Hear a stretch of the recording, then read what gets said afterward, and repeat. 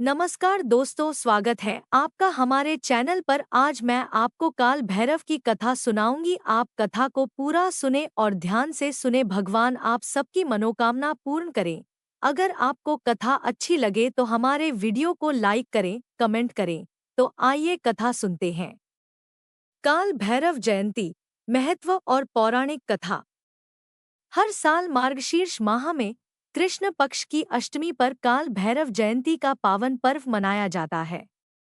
धार्मिक कथाओं के अनुसार इसी दिन भगवान शिव ने काल भैरव का अवतार लिया था। काल भैरव जयंती पर काल भैरव की विधि विधान से पूजा अर्चना की जाती है। इस साल 22 नवंबर शुक्रवार को काल भैरव जयंती है। हर साल मार्गशीर्ष माह में कृष्ण पक्ष की अष्टमी पर काल भैरव जयंती का पावन पर्व मनाया जाता है। धार्मिक कथाओं के अनुसार इसी दिन भगवान शिव ने काल भैरव का अवतार लिया था। आइए जानते हैं भगवान शिव ने काल भैरव अवतार क्यों लिया था। आगे पढ़ें। पौराणिक कथा। हिंदू धर्म की मान्यताओं के अनुसार प्रत्येक वर्ष मार्गशीर्ष महीने की कृष्ण पक्ष की अष्टमी तिथि को काल भैरव जयंती मनाई जाती है। इसी माह में शिव जी ने अपना रौद्र अवतार लिया था, जिसे काल भैरव के नाम से मनाया जाता है। यूं तो हर माह के कृष्ण पक्ष की अष्टमी का दिन काल भैरव को समर्पित है। इसे कालाष्टमी के नाम से भी जाना जाता है, लेकिन जयंती का उपलक्ष्य मार्गशीर्ष माह की अष्टमी तिथि को ही मनाते हैं। कहते हैं कि जो भी इस दिन सच्चे मन से शिव के रौद्र रूप काल भैरव की उपासना करता है, बाबा काल भैरव उसके तमाम कष्ट व परेशानियां हर लेते हैं और उसकी हर पल सुरक्षा करते हैं। भयंकर से भयंकर शत्रुओं से वे अपने भक्तों की रक्षा करते हैं। भैरवनाथ को शिव जी का 5वां अवतार माना जाता है।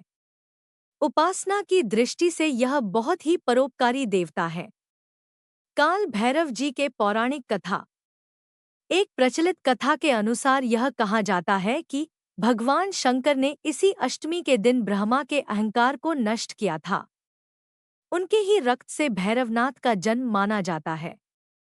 इसलिए इस दिन को भैरव अष्टमी व्रत के रूप में मनाया जाता है। कहा जाता है कि जब दुनिया की शुरुआत हुई थी तो एक बार सृष्टि के रचयिता ब्रह्मा जी ने भगवान शंकर की वेशभूषा और उनके गणों के रूप को देखकर शिव जी को कुछ तिरस्कारपूर्ण शब्द कह दिए थे। स्वयं तो शिव जी ने इस पर कोई ध्यान नहीं दिया, किंतु उसी समय उनके शरीर से क्रोध से कांपता हुआ और एक विशाल छड़ी लिए हुए भयंकर शरीर प्रकट हुआ। क्रोधित होकर वह ब्रह्मा को करने के लिए आगे आया। ब्रह्मा ने जब यह देखा तो वह भयभीत हो गए। शंकर जी से क्षमा याचना करने पर शंकर जी की मध्यस्थता के बाद ही उनका वह अवतरित शरीर शांत हो सका। रुद्र से उत्पन्न इस शरीर को महाभैरव का नाम मिला।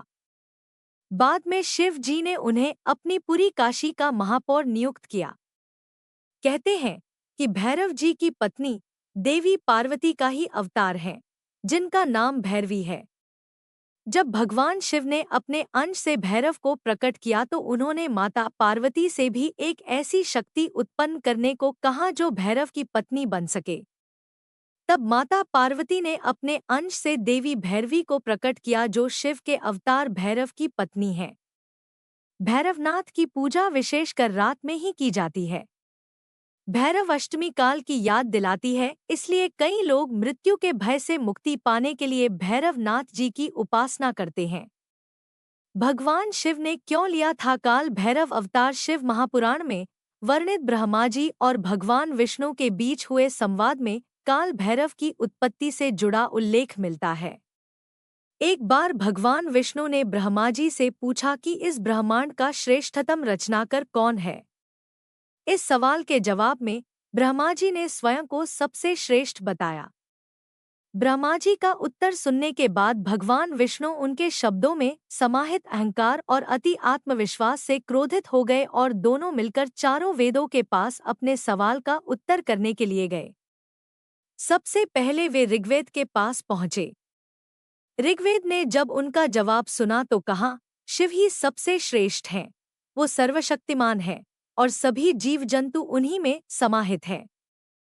जब ये सवाल यजुर्वेद से पूछा गया तो उन्होंने उत्तर दिया, यज्ञों के द्वारा हम जिसे पूजते हैं वही सबसे श्रेष्ठ है और वो शिव के अलावा और कोई नहीं हो सकता।